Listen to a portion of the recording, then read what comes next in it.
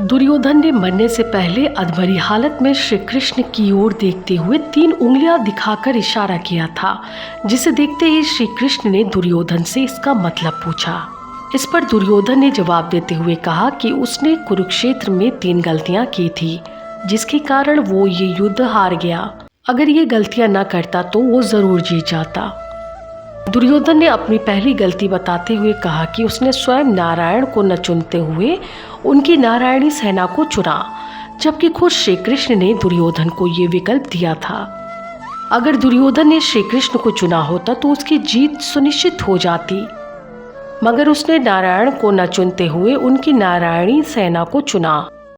दुर्योधन की दूसरी गलती ये थी कि वो अपनी माता गांधारी के बार बार कहने के बावजूद बिना कपड़ों के उनके सामने नहीं जा पाया। माता गांधारी को महादेव की तपस्या के बाद ये वरदान मिला था कि वो जिस किसी को भी अपने नेत्रों से पट्टी हटाकर नग्न अवस्था में देखेगी, उसका शरीर वज्र की तरह हो जाएगा। युद्ध से पहले गांधारी ने दुर्योधन को नग्न अवस्था में अपने सामने बुलाया था, ताकि वो दुर्योधन के शरीर को वज्र की तरह शक्तिशाली बना सके।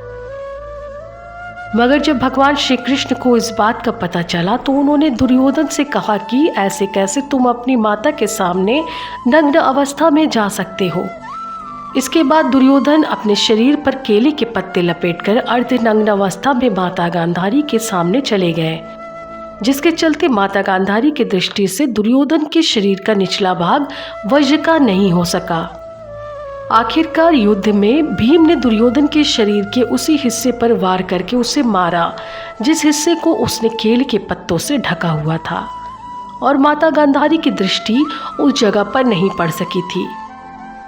दुर्योधन ने अपनी तीसरी गलती बताते हुए कहा कि वो युद्ध में सबसे आखिर में लड़ने गया।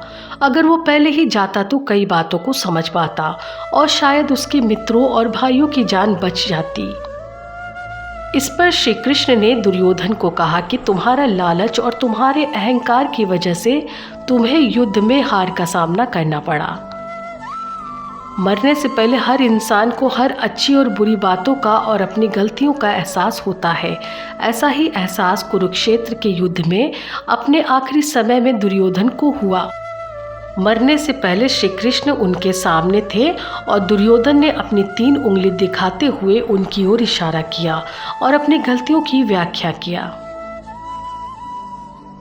तो दोस्तों, वीडियो में कोई भी बात आपको पसंद आई हो तो प्लीज़ लाइक करो, कमेंट में मुझे बताओ कि आपको ये बात कैसी लगी। मिलते हैं नई वीडियो में, तब तक अपना ख्याल रखना।